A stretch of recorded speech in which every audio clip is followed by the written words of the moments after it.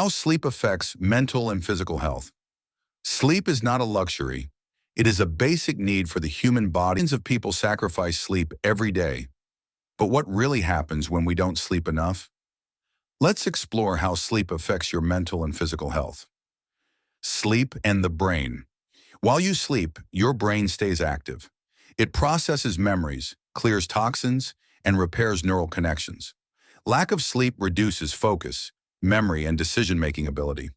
Over time, poor sleep increases anxiety, stress, and depression, and emotionally unstable.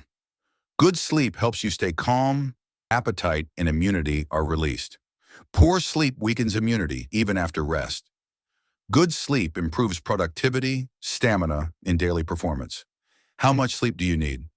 Adults need 7 to 9 hours of quality sleep. Consistency matters more than sleeping late on weekends.